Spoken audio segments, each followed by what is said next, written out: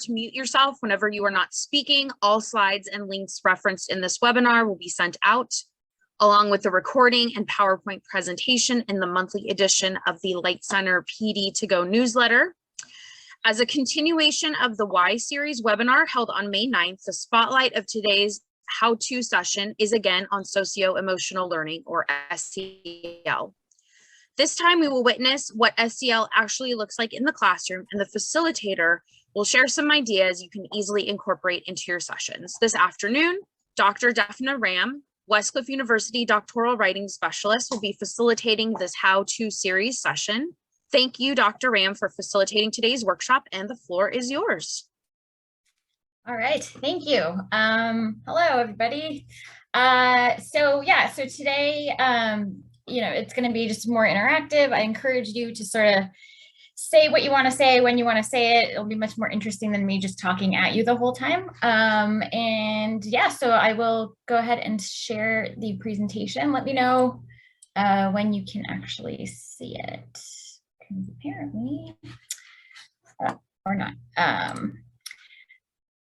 What a great evening, huh? All right, so I'm gonna share this right now. Go. Okay. Okay. Now, can people see?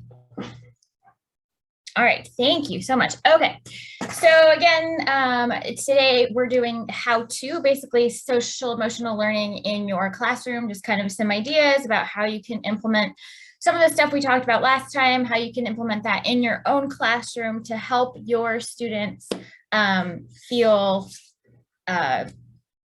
more included or just kind of emotionally just feel better in your class.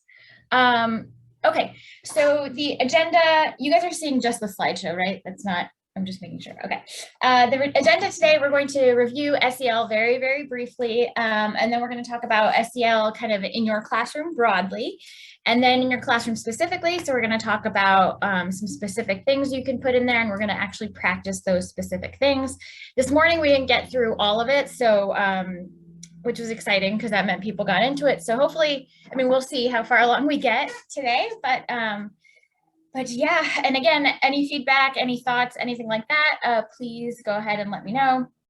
Also, another disclaimer, when we do start talking about SEL in your classroom, I don't know that, I don't mean to imply that you guys are not doing this, that it's not, I'm not trying to, it's just more to open the conversation, have a discussion, and think about other ways that we can sort of change our classroom dynamic a little bit, but it's not supposed to be an insult in any way to anybody. That's not the point. Okay, so let's get started. Okay, so first we're gonna play a little guessing game, although the last session somebody knew all the answers and kind of ruined it, but that's okay. All right, today, right now, we're gonna go, so I'm gonna give you a description of a famous person, and you have to guess who that famous person is, okay? So who is a famous person who was defeated 7 times while running for political office? Anyone? Take a guess. That was Abe Lincoln. Yes. Oh, you guys. All right. Yes. The next one, a cartoonist who is told by the editor of the Kansas City newspaper, it's easy to see from these sketches that you have no talent.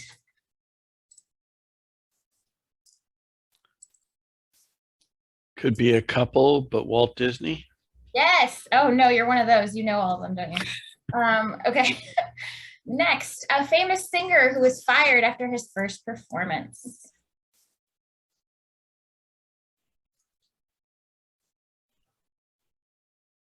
That was Frank. Elvis Presley. Yes, that's me. One for me. Okay. An author whose first children's book was rejected by 23 different publishers.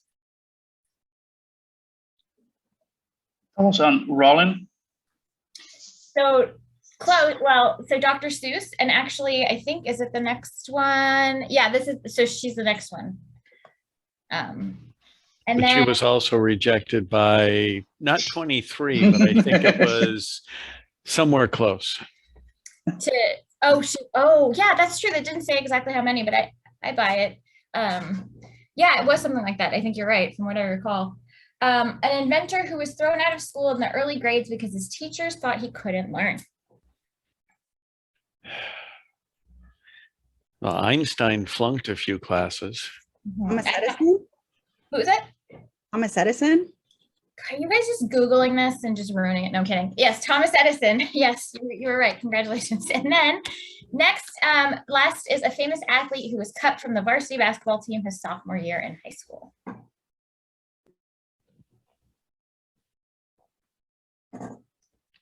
Anyone? Jordan or Magic Johnson? Michael Jordan. Yes. Okay. So first of all, I love doing things like this. Second of all, why did I, aside from loving it, why did I bring this up? Why am I bringing this up right now in a conversation we're about to have about social emotional learning? Anyone want to take a guess? They all learn differently. They all learn differently. And also, if you think about how much more goes into success than just like the actual information or the actual sort of technical skills that go into it, right? So these people might have been rejected, the grit and the resistance and the resilience that they kind of kept showing, so that eventually, you know, they didn't let the, you know, the jerks get them down. So they basically, it just kind of shows that there's a lot to be said for like having grit and persevering and things like that. And it's just kind of a nice way to sort of encourage people when they're feeling not great. I mean, I know a lot of students a lot of times will kind of be down on themselves for one reason or another. And it's always nice to kind of say like, well, you know, who didn't have it so easy? These people, and look, they made it anyway. So just kind of, you know, helping people sort of manage themselves and their expectations in a way that that helps them not be discouraged. So just really briefly, social emotional learning from last time has these 5 components: self-awareness, self-management, social awareness, relationship management, and responsible decision-making. And really the gist, like I was saying, my kind of definition of it, or the way I think of it, is it's about changing perspectives, acquiring strategies to help manage your emotions and cope in situations, and acquiring a set of skills that helps an individual manage and maintain supportive relationships. So, and then just kind of more specifically, self-awareness is, you know, about being aware of yourself, knowing yourself, understanding yourself. So identifying your emotions, recognizing your strengths, self-confidence, self-efficacy, self-management, things like impulse control, stress management, discipline, etc. An example I give here, and I gave this in the morning too, was I discovered that when I'm hungry, I'm really not pleasant, like more so than most. I'm like really not. And so discovered that. Now I know when I'm aware that I'm hungry, I manage it by going to get something to eat so that I'm not a jerk to everybody, right? So that's kind of the thing. Once you're aware of something, can you manage it, right? And a lot of times that's hard to do. And I don't always do it well, but. And then we have social awareness, perspective taking, empathy, appreciating diversity, respect for others. I think of this one as really kind of reading the room, just kind of understanding what's going on, observing, acknowledging that people are different, people are going through different experiences, people are, you know, people's lives are different. They're from you, right? You're not the center. And then relationship management is kind of knowing that. What do you do with it, and how do you kind of put that into making good relationships? So communication, relationship building, and teamwork. And then responsible decision making is really about sort of critical thinking and solving problems, identifying solutions and things like that. So really what I like about responsible decision making too is I think of it too as being like resourceful, right? So kind of like MacGyver about things. So just kind of thinking outside of the box, not getting stuck if your teacher says one thing and, you know, just feeling really upset and frustrated without figuring out like other ways to go about solving problems, right? So just kind of teaching students to do this. And then really quick, I just want to kind of go over, if I can. Why isn't it going? Oh, there we go. Okay. So this is a study, and I can give you the information. I have it elsewhere, but this is a study that was done. College students who say this description fits at least one professor in spring 2022. So basically it's called Professor Showing Signs of Stress. I just bring this up here to say that, you know, it's not just the students that get stressed. We also have to take care of ourselves, and the students notice. You know, I know they definitely notice I'm flustered. So, took longer than other professors to grade or give feedback on assignments, appeared disorganized and stressed about managing the job, responded negatively, right? So the students pay attention to all this stuff. I don't know what the system is actually at Westcliff because I'm not teaching there, but office hours, do you guys have to have a set number of office hours every week or anything, or is it just by appointment? Is either way, kind of.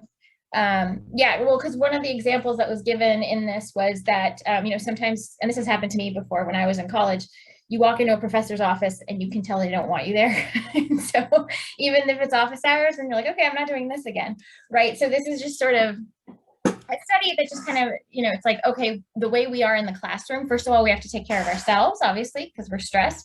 And then also the students notice that, and that affects their own experiences with us in our class.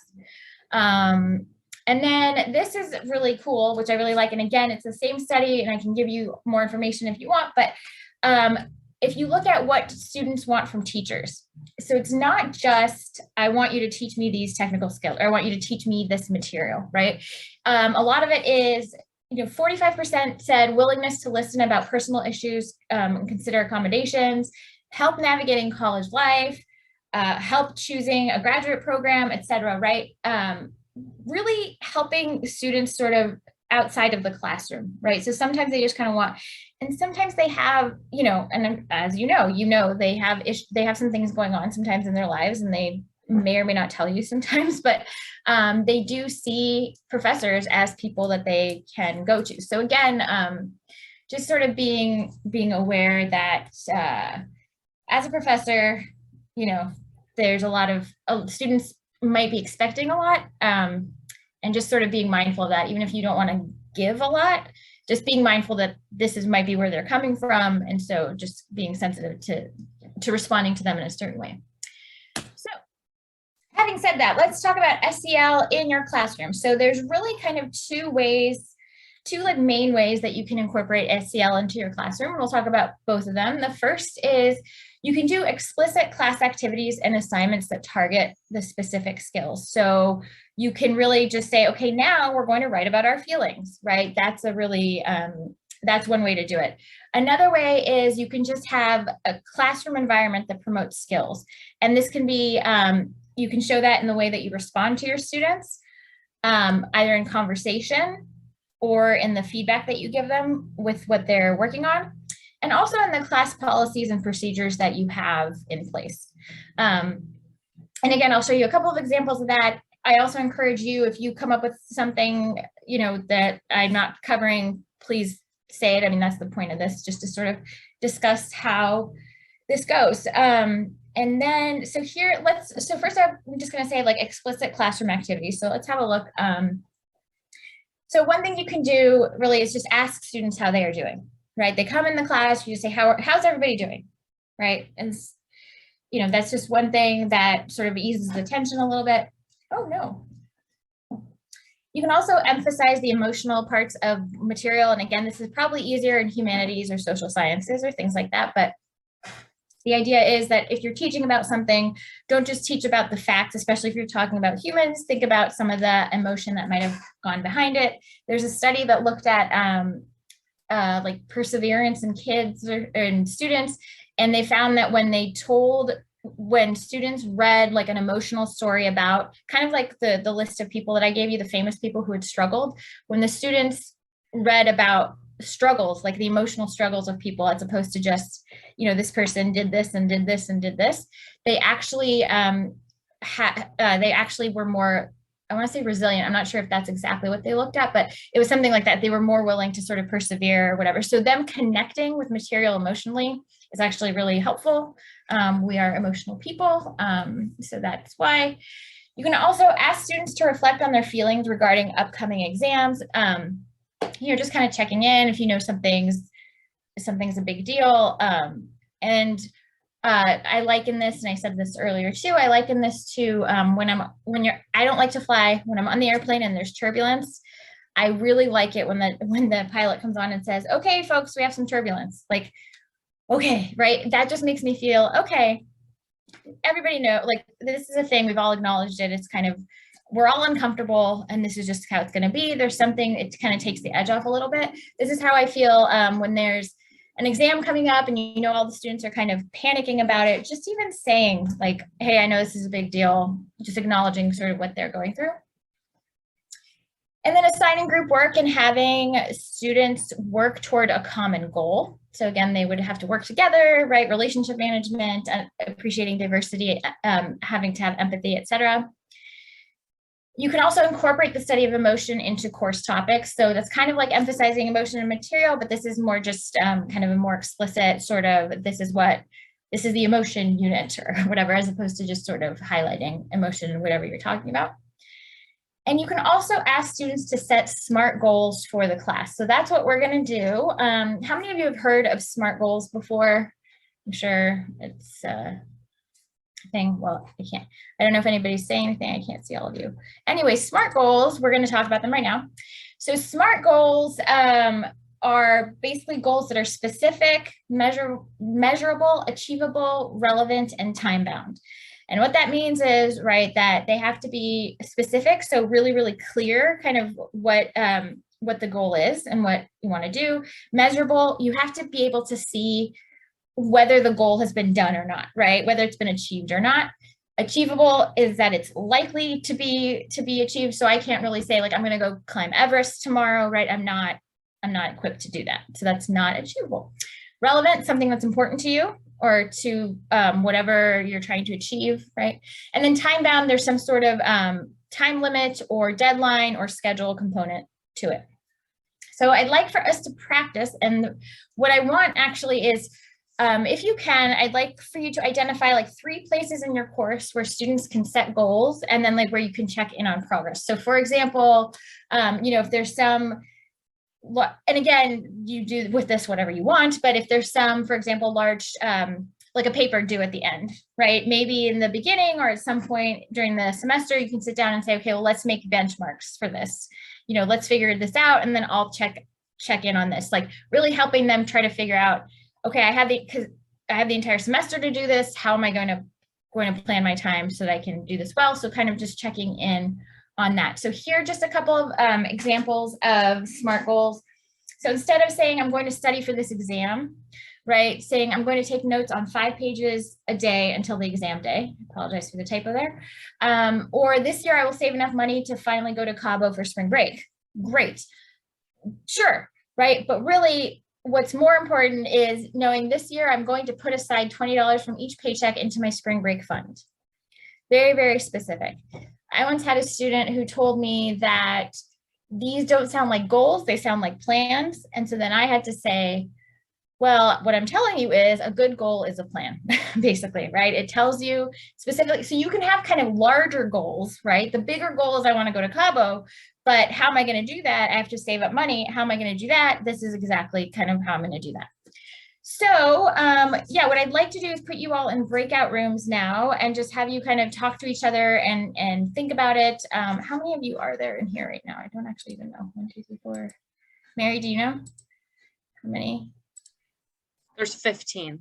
Okay, so it's Maybe 3 per room. breakout rooms. Oh, 3 breakout rooms. Yeah, that's fine. What about 2? We'll do 2 breakout rooms and then Maybe. that'll leave 5 for each of the 2 breakout rooms and then 5 for in here. Sounds good. All right. Yeah. Okay. So again, the point, so does that make sense? Like what I'm trying to get you guys to think about, just go, and talk to each other and just talk it out. And obviously, you're not getting graded on this or anything, but it's just, just do it. Yeah. Right. Well, I might. No. But yeah, just do what you can, then we'll come back and we'll talk about it. So, all right. Have fun. Where's my what? The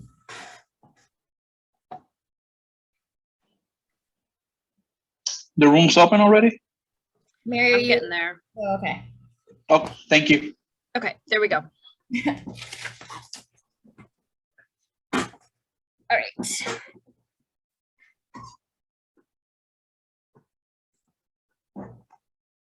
And definitely, I'll let you know when everyone is in their rooms. Sounds good. One left. I'm going to just go grab my watch really quick because I just realized I can't actually see the time on the computer with my presentation. I'll be right back. Okay. Everyone is in their rooms.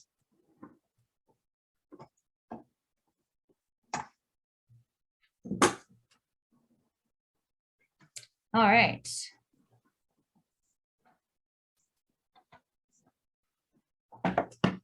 So who's in here? Oh, the cool kids. Clearly. So what is it that you teach? So yeah, tell me. I just like to know things about people. So, what do people teach? I work for the Doctoral Writing Center, so I don't know much about you people. So Right Anyone? now, I'm teaching BA Ed courses, the portfolio course, and REAL, the English intensive Oh, English program. oh, cool. Yes, cool. Very cool. And any thoughts about SMART goals or anything that you can incorporate? I mean, yeah, I don't know. I'm trying to think of when I've incorporated SMART goals, but do you guys use SMART goals in life? Yeah, I'm not as good at it as I probably should be, but in theory, I use it. But yeah, it's interesting. It's tough sometimes too to kind of have the discipline and figure out exactly how to do it. So does anybody want to volunteer how to do it, how they would do it in class? I'm just trying to think of how I would do it with my students. Our entire COM 102 course is basically how to write a research paper, and the whole entire 8-week course is broken down in what I like to call baby steps on how to achieve the paper. Okay. So the end goal obviously is the research paper, but the way the course is set up, it's specific, it's measurable goals, it's achievable, so there are deadlines per week. So our whole entire COM 102 course is basically centered around this idea, or fits perfectly with the idea of SMART goals. Yeah, I love that. I think that's really great. And it helps them so much too, right? It's because it's hard enough to do it for yourself. And I can't imagine at their stage in their education, like that's, they're even less experienced than I am, and I already have a hard time with it. So I can't imagine how it would be. I do wonder, and then let me ask you this. So do you feel like, what's the difference between kind of setting the goals for them and then also just sort of hand holding? I'm just in general, because people have asked me that before, right? It's like, how much is support and how much is sort of enabling or coddling? And I have my thoughts about that, but I was just wondering, like at some point, when do we say, well, that's on you now? You have to remember this now, right? You know what I mean? Like, does that make sense? Because I've had a lot of conversations with people about that. This happens a lot with ESL students. Like one day you really just have to let them go. And yeah, like I now have a student, we've been studying for 32 weeks. So now I'm, more and more kind of like, well, you make your decisions, you didn't have your homework. Well, you know what to do. I'm not gonna remind you anymore. You know the rules. You've been here for a while. Yeah. There's a certain point where you have to. Yeah, the training wheels have to come off a little bit. Yeah, for sure. And my thing is too, for me, it's always like, if they're willing to work, I'm willing to help. But the second that they start phoning it in, rely on it, I'm like, that's It's it. a partnership, right? And it's easier with adults to say Yes. that. Yes. This is a partnership that we're entering. You do my part. I do my part. Sorry. You do everything. No, I do my part and you do your part. It's kind of like that. Yeah. 100%. Yeah. And I've had to tell them on the first day of class sometimes when I've taught is like, I will not care about your grade more than you do. I just can't, because usually I do, right? I end up worrying when I'm grading. I'm like, oh no, they're gonna, but it's like, they don't, I can't take that upon myself. They're not going to put in the effort. I'm not giving myself a headache about it. And because it's a lot of stress for me, so yeah, it's sort of like you can offer, they may or may not take it. And so, yeah. Isn't that sense of ownership and taking some responsibility off of the faculty member, like a benefit of a SMART goal, because, right, like it's Yeah. almost like, especially Dr. Ram, you were talking about in the session this morning about like, if faculty are going to do this in their class, that they have students do it like week 1, and then there's a check-in, right? Are you following through with those goals? And it essentially becomes a contract, at the very least for the student with themselves, and then potentially also a contract between the faculty and the student, right? Driven by the student. And I think, I'm telling you, between like the podcast episodes I listen to that deal with like how to help your students in the pandemic, there are equally, probably not, but like in my perception, equally the podcast and like faculty burnout, and how do we avoid faculty burnout, and how do we take care of ourselves? And I think the SMART goals are a good way to do that, because it's like you're meeting the student where they're at with like a realistic goal and modeling for them, but you're also putting the ownership on them, you know, and okay, if you didn't, go back to it. Let's talk about it. But at the same time, it's pulling yourself away from helping too much, because we just can't, right? Like we just have to set those boundaries. And I think this is a really helpful way to do that. Yeah, and it's, you know, at some point, like they have to fly on their own, right? Like there's only so much, because they will, whether or not they mean to, right? They will take advantage. I mean, they just, you know, they'll just rely. I have a student that I tutor one-on-one with a different company, and he'll just sit there and wait for me to tell him what the answers are to things. And I'm like, you can't, you know, I was like, do you have a textbook on this? He's like, oh yeah, it's right here. I'm like, well, I'm not just gonna sit here and like look stuff up for you. Like, what do you want me to do? You know, and he'll do, unless I call him out on it, he's fine doing that, you know. And so instead of trying to say, and again, I'll help him as much as I can when he puts in his part of the work, but I can't for myself, like you're saying, for burnout and stuff like that, I can't put that on myself, especially if you have, you know, 30 students or whatever in a class. Like you can't do that, and you shouldn't either, right? A lot of that is, I'm a grown-up now. Like I know how to manage myself now.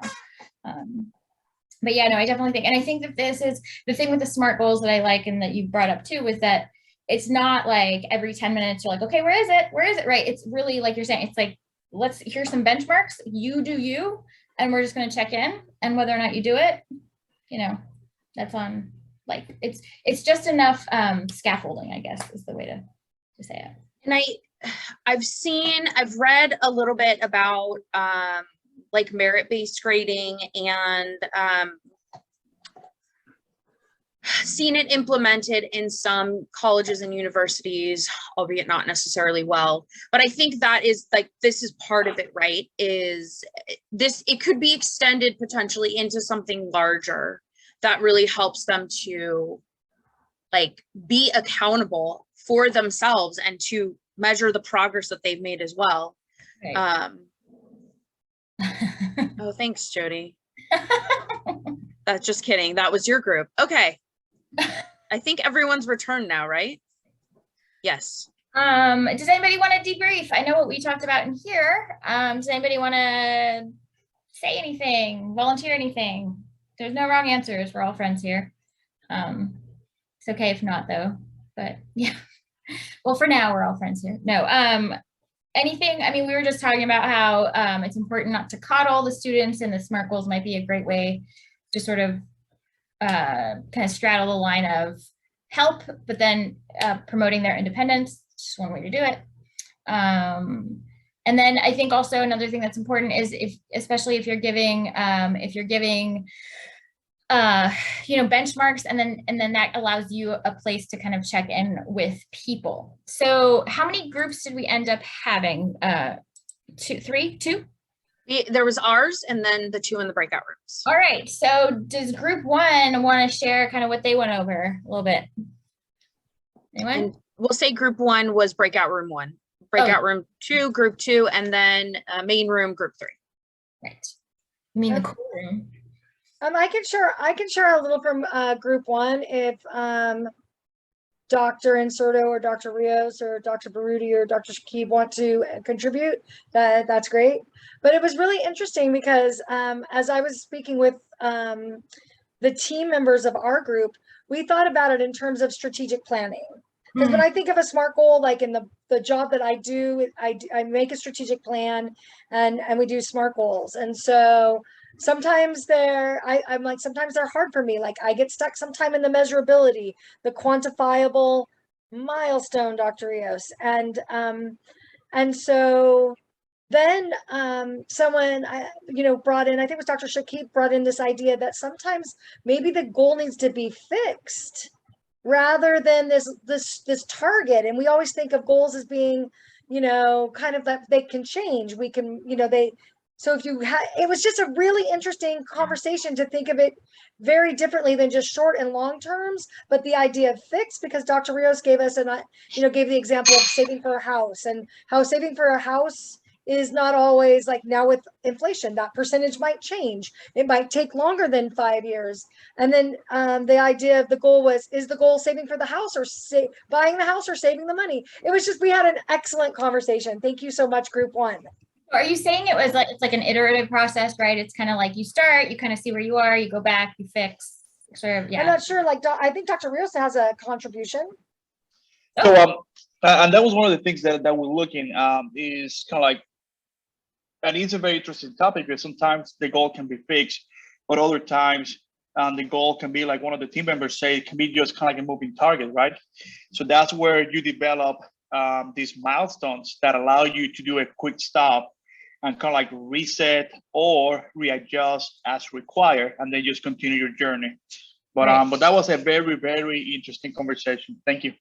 That's really cool. And I think it's also kind of to your point is it's important also to, speaking of like faculty burnout and stuff like that, right? Like it's also important to kind of give yourself a break as well, right? So you can have a goal and it's great. And in a perfect world, you would have achieved, it's like, oh, okay, by Friday, I'm going to have this, this, and this done. Sounded good on Monday.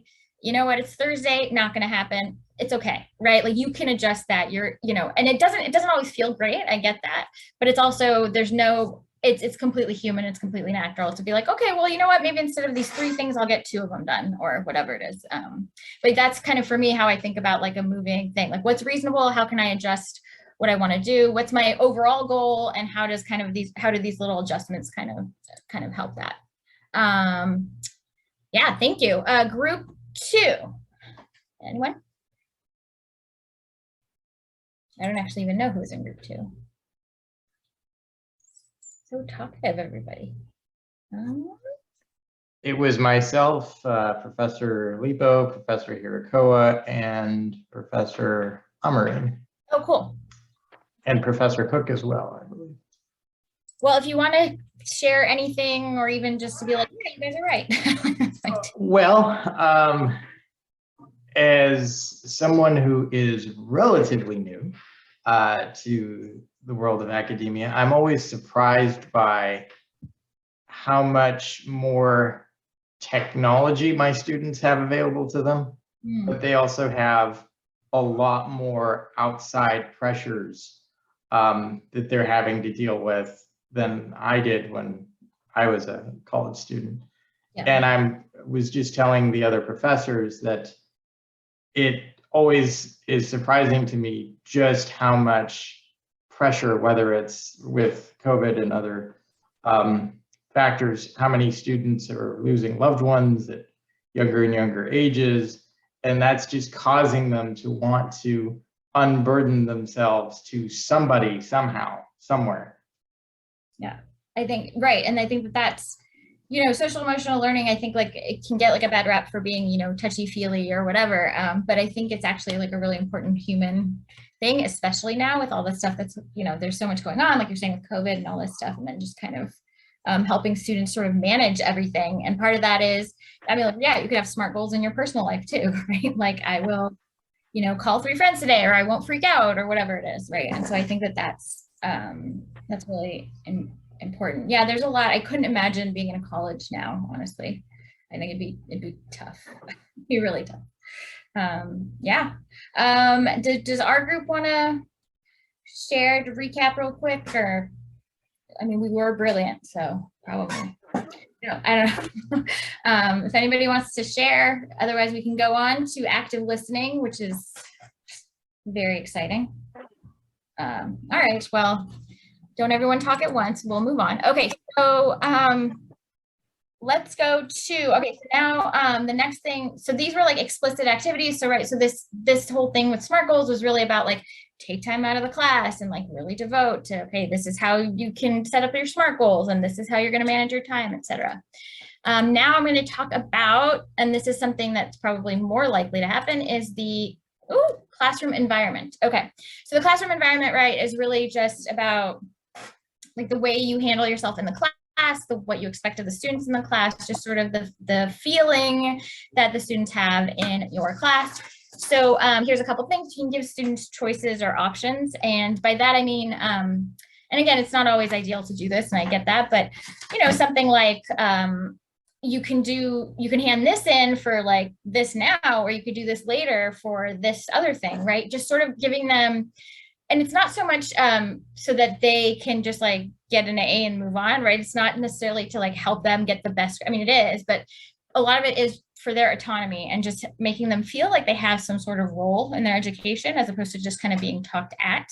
And just, you know, things like that. And there's a couple other examples, but something like allowing them to appeal grades. Again, I know that's not always, you know, the case, like it's not always possible, it's not always reasonable. But even that, when I was teaching, I would give multiple choice tests, and I hate multiple choice tests, but I would give them. And then I would have students come up to me and they'd say, well, why is this answer right and not this one? And I agree, right? So I understand, because that's the struggle I have with multiple choice tests too. I can see two equal answers. And so what I said to them was, if you can tell me, and this kind of goes with this one too, providing opportunities to make changes. If you can tell me, if you got this question wrong, this multiple choice question wrong, but you can write out your reasoning for why you think this other one is right, and I buy it, you'll get the points, right? And that, I think, really helps them just to be like, oh, okay, so there's a chance, right? Like, and it also took some pressure off of them. And what I liked about it too is it promoted their critical thinking, which was a bonus as well. Also, conferring with the students about class rules or exam questions, right? So I know a lot of professors will do that, where they'll be like, hey, come up with a couple of exam questions. If I use them, then you get glory for a day, or whatever it is, right? Or even just class rules, right? Just making sure that you get their say, they get their say about what they think is important.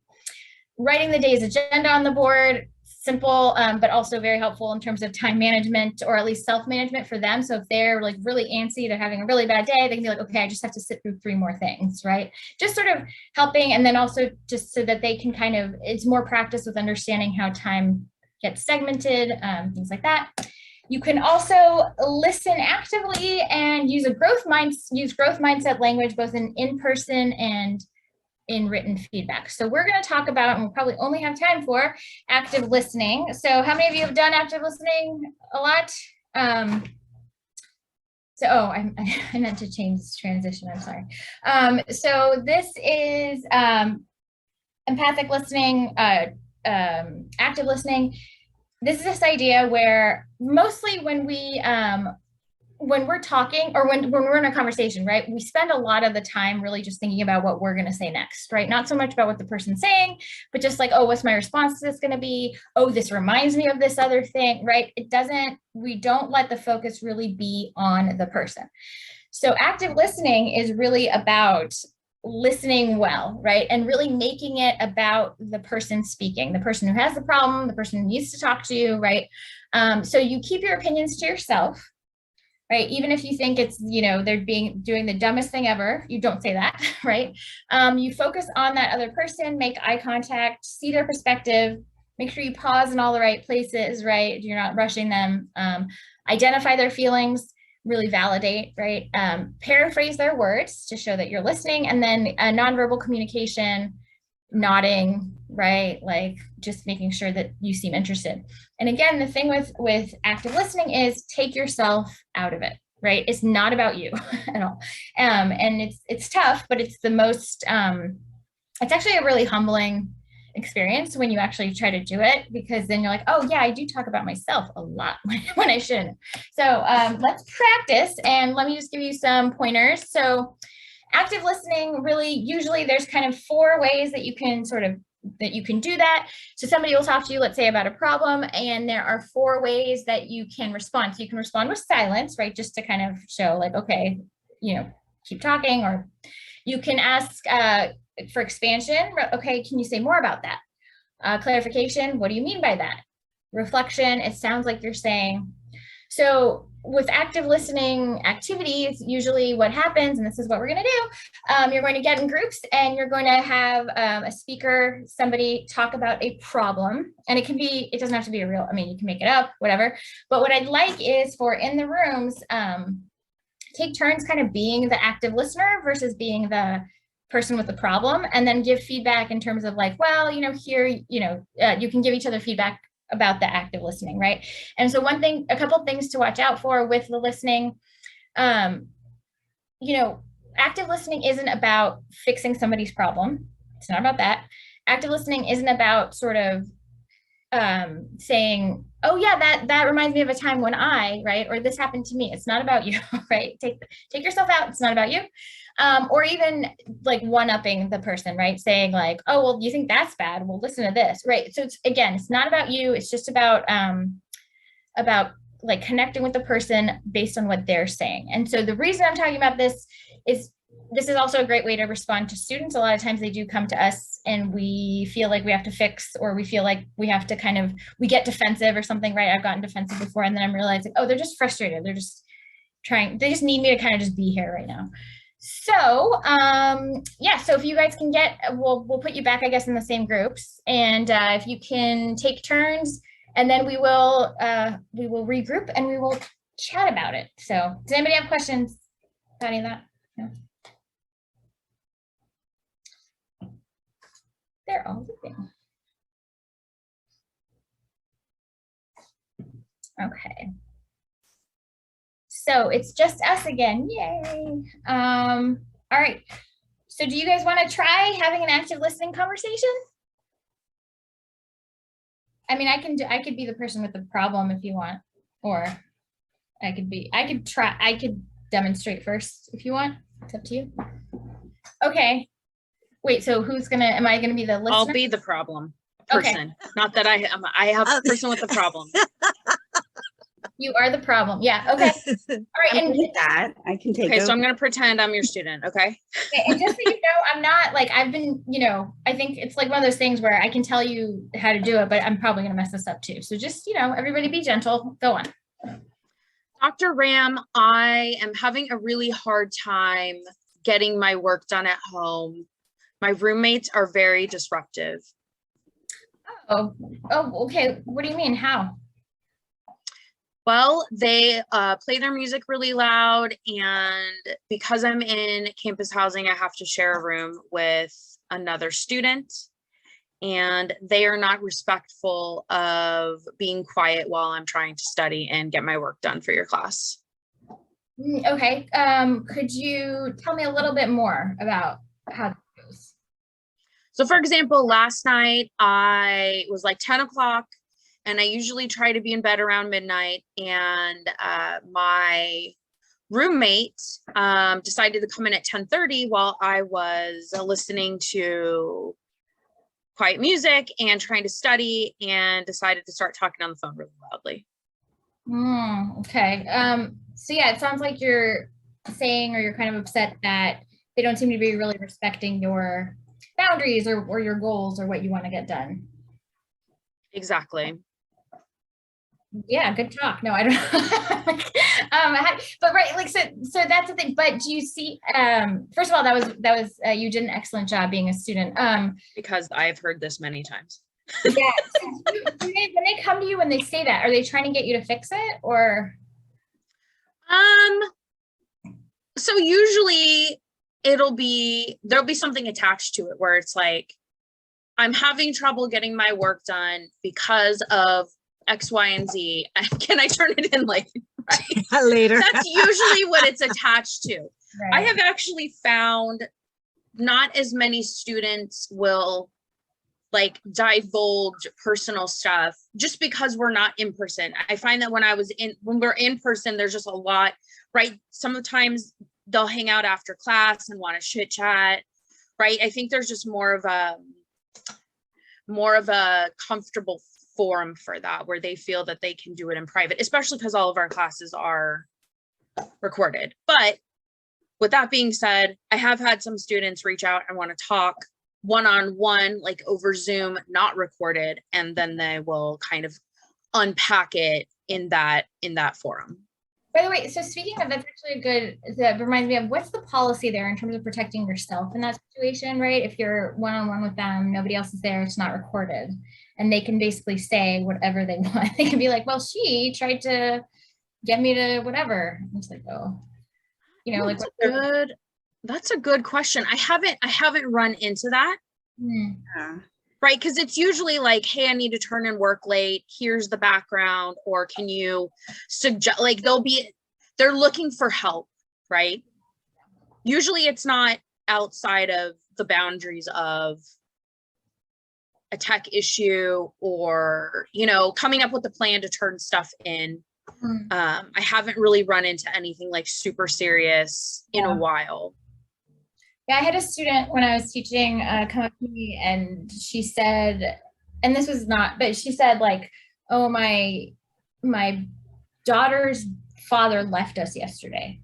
And so I was like, I don't know, like, what do you need from me? Like, I didn't know how to respond, because I was like, oh, you know, that's terrible. And you know, it was basically like, thanks for showing up, because I would be in bed eating anything, because I wouldn't be able to handle it. So then it was interesting because she ended up actually asking me for advice, which I thought was really sweet, that she thought that I would know what to tell her about the situation. I was like, I don't know, did you hear about my Netflix and eating thing? But she was really like, very much like, you know, it was an interesting thing. I'm just trying to think, like, if it was any other student, like, she was cool, right? So it wasn't, but if it was any other student, like, could they somehow be like, well, she got up in my business, you know, even if, because no one was there to say like, she asked her. Yeah. But I think to a certain extent, if students are coming to you with problems like that, there's already an established level of trust that maybe you as an instructor aren't necessarily aware of, but the student obviously feels very strongly if they're coming to you, I think, with those issues. So, I mean, if there's any issues, or if I was ever concerned about that situation, I would definitely document and contact my department chairs to let them know what was going on. But yeah, that's a good point too, because even if something's a little hinky, right, then you can just be like, this happened, and then it's not, you're not waiting until they hear it from the student, right? Like, then you're being proactive about telling them if something's weird. But I haven't So, you know, I just closed the breakout rooms and they're on their way back. Okay. What time is it? I've never run into a situation like that. Interesting. In 20 years of teaching. Yeah, I don't know why my mind goes there. I think it's because of places that I've worked, because I've worked in some, like, you know, like, I worked at like Job Corps and stuff like that. So the kids live there, and like, you know, so there's all this, and because it's like a government, whatever, there's all this liability stuff. So you really have to kind of cover all of, yeah. So that's why, But also just having boundaries. I mean, I think if a student approaches you about something, I think it's perfectly legitimate just to say, you know what, I'm here to support you, but here are some other resources that are going to be better for you, because I don't have experience dealing with that. Yeah, that's true. Here to hug you, you know, but beyond that, you need an attorney or something like that. Yeah. Yeah. No, that's true. That's a good point. Yeah, it's tough, right? Because you want them to feel like they can come to you, but then at the same time, you know. Then that ties into Professor Broding's comment about faculty burnout. Like, we cannot be our students' therapists. And I think a lot of them, there's this whole idea that we're, as professors, we're functioning as in loco parentis, and particularly with the pandemic, and that's just not feasible. There's actually a lot of, I was reading something about the SEL stuff and how that's like the criticism too, was that with SEL, like, and being encouraged to be in schools and stuff like that, people are like, well, now you're making the teachers the parents. It's like, no, not really. I mean, that's not, I kind of get what, you know, but that's not, it's actually the opposite, right? Like, if you're kind of like trying to help them so that they don't end up, you know, kind of needing you in that way. Absolutely. You guys should all have, as a bookmark or something, the impact program. And whenever any student even comes close to seeming to need that, it's a free service for all the students, and just, hey, go here, call this number. Have you actually done any auditing of that program? Because I have sent students to that program, and they have found it very frustrating. Difficult to schedule appointments. I think they're allowed 2 therapy appointments. Are we talking about the same program? We should be. I know I've sent students there, and they're supposed to get at least 3 minimum, and then other things happen. But Right. yeah, I haven't heard back from anyone. That doesn't mean that's good. It just means they haven't told me. I have a couple of students who have been very frustrated, and I don't know if that's because of the program structure itself and the students feeling that they're not being heard, or if it's because the students are expecting something magical to happen after one therapy session. So it could be either one. The latter. Yeah, they all want a magic wand to be waved and the problem goes away.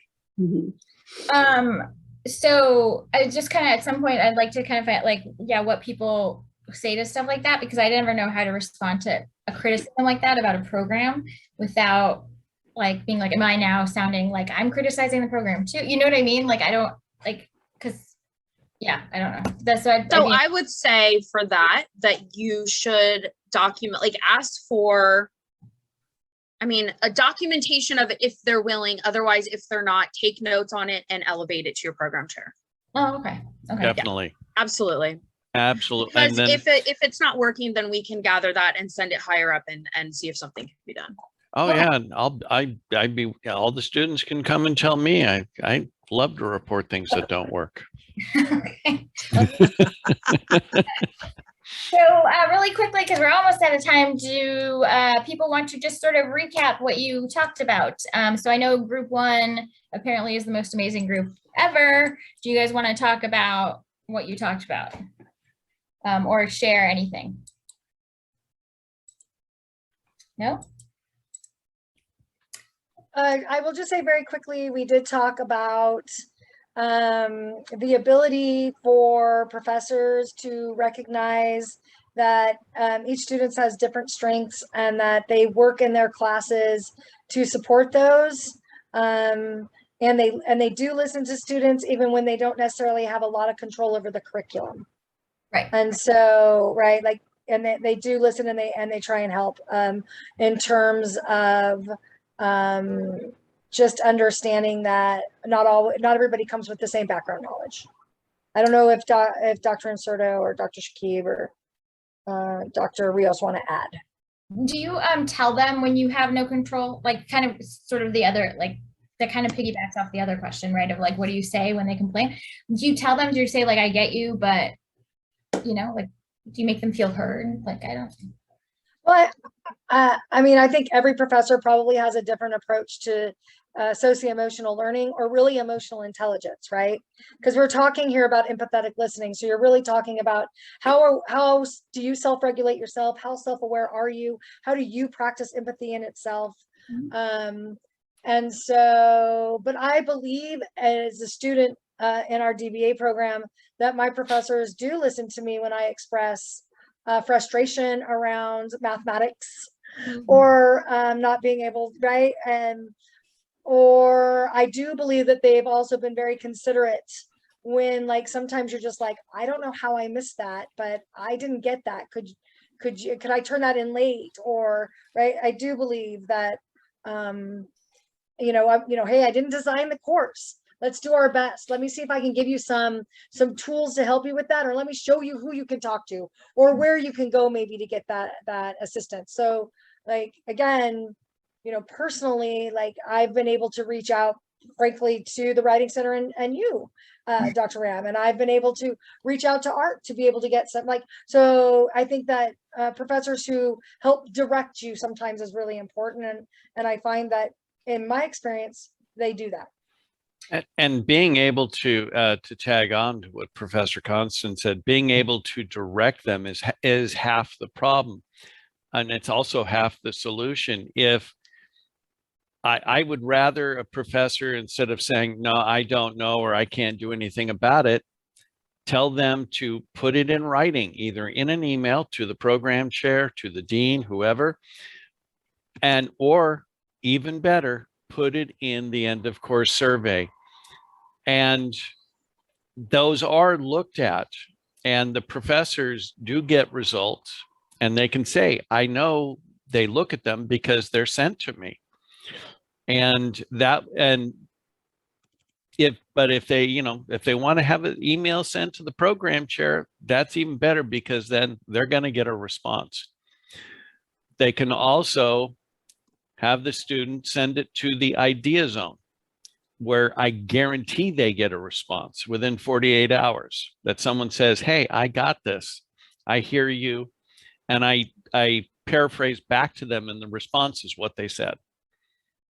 That's active listening. That's look at this is, you do it without even trying. This is amazing. No, that's actually what I want to kind of say, that you guys are sort of pointing out, and you can tell me if I'm misunderstanding, but I think a lot of this stuff really comes down to, they just want to feel heard, right? Like, it's almost, I mean, it does matter if something's done about it. I don't mean to say that, but I think like 80% of it is really them just realizing, okay, somebody's listening to me, somebody's acknowledging that my concern is actually a concern that matters. Okay, and it's also right, okay, I'm not crazy, like this is something that is weird and shouldn't be this way. All right, that, I know for me, that helps me a lot sometimes when I'm like banging my head against the wall, and then I talk to someone, I'm like, okay, we can't do anything cool, but you think it's weird too, so that's kind of how that goes. Really quick, just either one of the other groups want to say anything before we before we part ways? Anything?